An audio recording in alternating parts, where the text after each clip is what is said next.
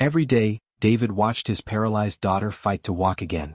Every day, a black car parked outside, her wealthy mother inside too ashamed to knock. 3 years of silence. One accident that changed everything. Some love hides in shadows, waiting for courage to step into the light. Before watching full story, comment below from where you watching. Also like and subscribe for more stories. The morning sun came through the small kitchen window as David made breakfast. His hands shook a little as he poured orange juice into a plastic cup. Today was different.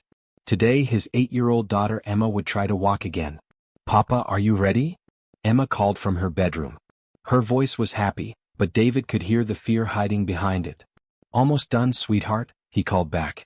David looked around their small apartment. It wasn't much, just 2 bedrooms, a tiny kitchen, and a living room with old furniture. But it was home. It was theirs. 3 months ago, everything changed. Emma had been playing in the park when a drunk driver lost control. The accident left her legs paralyzed. The doctors said she might never walk again. But David refused to give up hope. He walked to Emma's room and smiled. She was sitting on the edge of her bed, wearing the new pink sneakers he had bought her yesterday. Her legs looked so thin in her jeans, but her eyes sparkled with determination. "Today is the day, Papa," she said, reaching up to hug him. David lifted her carefully and carried her to the living room. Over the past month, he had moved all the furniture to the sides. The room was now empty except for 2 parallel bars he had built with wood and metal pipes. It looked rough, but it was strong. "Remember what Dr. Martinez taught us," David said, helping Emma stand between the bars. "Small steps. Use your arms. Don't be afraid to fall." Emma gripped the bars tightly. Her knuckles turned white. "What if I can't do it, Papa?" "Then we try again tomorrow," David said simply. "And the day after that, and the day after that, until you can." What they didn't know was that someone was watching them from a black car parked across the street. Victoria sat in the back seat of her Mercedes, her perfectly manicured hands shaking as she watched through the window. She had been coming here for weeks, always staying hidden, always fighting with herself about whether to go inside. 3 years ago, she had left David and Emma. The reason seemed so important then. David was just a carpenter who worked with his hands. She was building a business empire. They lived in different worlds. She told herself that Emma would be better off with the expensive private schools and nannies that Victoria's money could buy. But David had fought for custody. He said Emma needed love more than money. The courts agreed. Victoria got visitation rights, but she was always too busy with work to use them. Too proud to admit she had made a mistake. Then came the accident. Victoria had heard about it from her lawyer.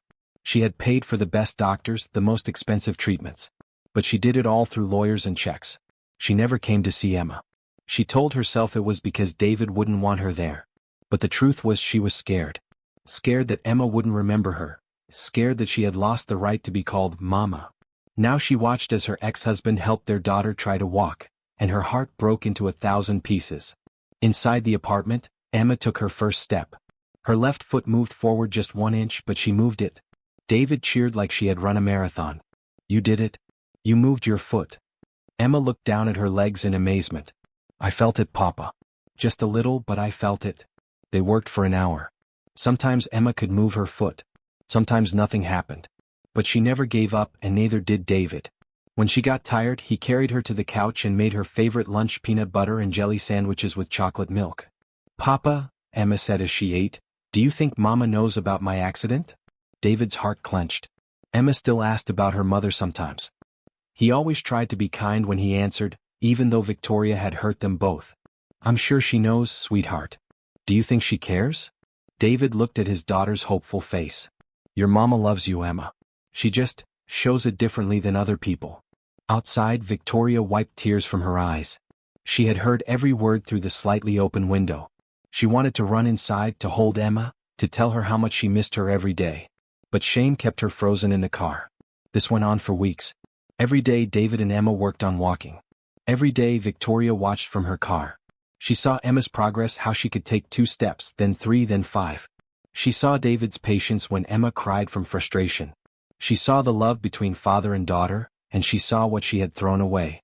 David worked 2 jobs to pay for Emma's medical bills and their small apartment. In the mornings he did construction work. In the evenings he cleaned offices. But he was always home in the afternoons to help Emma with her walking practice. Victoria knew about the jobs because she had hired a private investigator.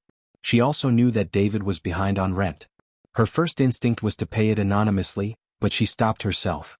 David was too proud to accept charity even for Emma. One rainy Thursday, Emma had a bad day. Nothing worked. Her legs felt heavy and useless. She cried and asked David why God had let this happen to her. David held her close and said, "Sometimes bad things happen to good people, sweetheart. But that doesn't mean we give up. It means we love each other harder." Victoria heard this from her car, and she couldn't stay away anymore. She got out and walked toward the apartment building. But when she reached the door, she lost her nerve and turned back. This happened 3 more times over 2 weeks. Each time Victoria got closer to knocking on the door. Each time, fear sent her back to her car. Then came the day that changed everything. Emma was practicing her walking when she heard a car door slam outside. She looked out the window and saw a woman in an expensive coat walking away from a black car. "Papa," Emma said, "there's a lady outside who looks familiar." David looked out the window, but the woman was already getting back in her car. He could only see her from behind. "Probably just someone visiting the neighbors," he said. But Emma kept watching. Something about the woman's walk, the way she held her shoulders, reminded her of something. Or someone. The next day was Saturday. David had to work a construction job, but Mrs. Chen from next door agreed to watch Emma for a few hours. "Practice your walking while I'm gone," David told Emma. "But don't push too hard." After David left, Emma decided to surprise him. She would walk to the kitchen and make him a welcome home card. She had been taking up to 10 steps now, holding onto furniture for support. She made it to the kitchen table and was drawing with crayons when she heard a soft knock at the door. "Mrs. Chen?" Emma called. No answer. Just another soft knock. Emma used her walker to get to the door. She looked through the peephole and saw a woman with dark hair like hers, wearing a beautiful coat. The woman was crying. Emma's heart started beating fast.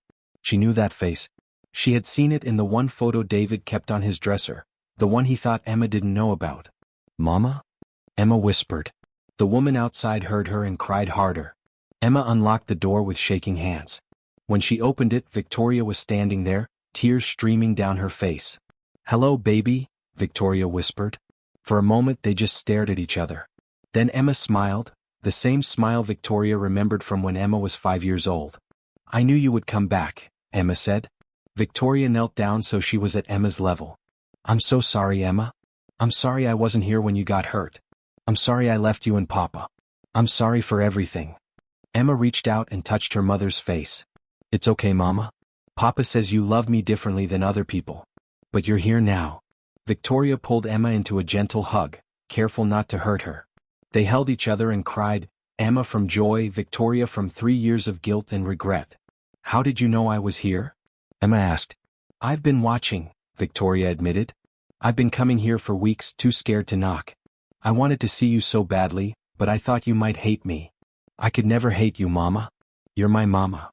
Victoria helped Emma back to her walker, and they went to sit on the couch. Emma told her mother everything about the accident, about learning to walk again, about how Papa worked so hard to take care of her. "He loves you so much," Victoria said. "More than I ever realized." "He loves you too, Mama. He keeps your picture on his dresser. Sometimes I see him looking at it when he thinks I'm sleeping." Victoria's heart ached. "Emma, I need to tell you something. I'm rich now. I have a big company and lots of money. I could buy you anything you want. But watching you and Papa these past weeks, I learned something important. Money can't buy the most important things. It can't buy love or time or being there when someone needs you." Emma nodded seriously. "Papa says the best things in life are free. Like hugs and bedtime stories and chocolate chip cookies. Your Papa is a very wise man." They talked for another hour. Emma showed Victoria her walking progress, taking 12 steps across the living room. Victoria cheered just like David did, and Emma glowed with pride. When they heard David's key in the lock, both of them got nervous. David opened the door and stopped dead in his tracks. Victoria was sitting on his couch, his daughter in her arms, both of them smiling. "Hello, David," Victoria said softly. For a long moment nobody spoke. Then Emma broke the silence. "Papa, Mama came to see me walk." David's face went through many emotions, surprise, anger, confusion, and finally something that might have been relief. "How long have you been here?" he asked Victoria. "Just today," she said. "But I've been around for a while." David understood immediately. "The black car. I've seen it parked outside for weeks." Victoria nodded, embarrassed.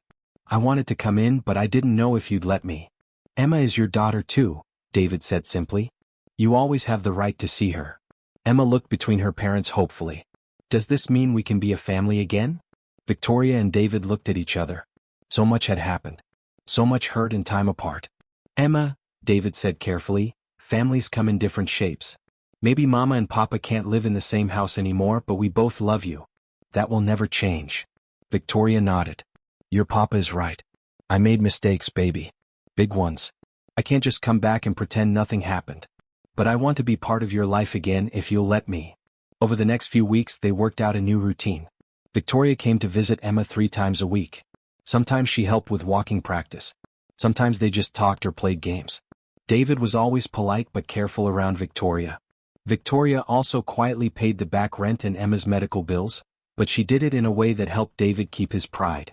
She hired his construction company for a big project renovating one of her office buildings. David's work was excellent, and he earned enough money to catch up on everything and save for Emma's future. 1 month after Victoria's first visit, Emma achieved her biggest goal. She walked 20 steps without holding on to anything. David and Victoria both cheered, and in their excitement they hugged each other. For just a moment they remembered what they used to be. That evening, after Emma went to bed, David and Victoria sat on the small balcony drinking coffee. She's amazing, Victoria said. I can't believe how strong she is. She gets that from you, David said. The stubbornness too. Victoria laughed, the first real laugh David had heard from her in years. I've missed this, she said. Talking to you, being with Emma. Being normal. What happened to us, Victoria?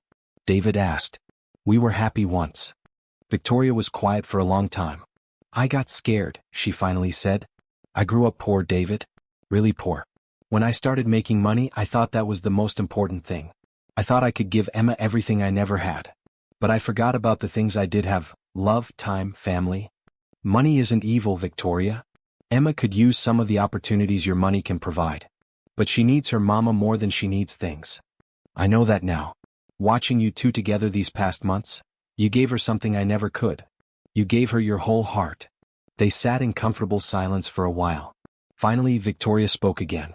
David, I don't expect us to get back together. I know I hurt you too much for that. But could we be friends? For Emma? David thought about it. We can try, he said. For Emma. As the months passed, their new arrangement worked well. Emma continued to get stronger. By her 9th birthday, she could walk 100 steps at a time. The doctors called it a miracle. David and Victoria called it determination. Victoria bought a small house near David's apartment so she could see Emma more often. She also changed how she ran her business, working fewer hours and spending more time with her daughter. One Saturday morning, Emma woke up with an announcement. Today I want to walk to the park, she said. The park where her accident happened was 6 blocks away. Emma had never been back there. Are you sure, sweetheart? David asked. Emma nodded firmly. I'm not afraid anymore. And I want both my mama and papa there with me. So they did it. Victoria on one side, David on the other, and Emma in the middle, taking slow but steady steps toward the park. When they got tired, they rested. When Emma felt scared, her parents encouraged her.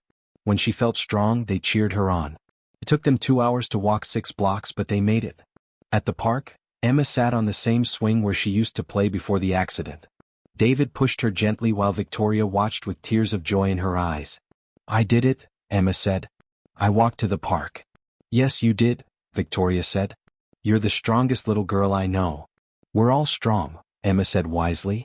Papa taught me that families make each other strong. David and Victoria looked at each other over their daughter's head. They weren't the same family they used to be, but they were still a family. Different but loving, broken in some places but healing in others.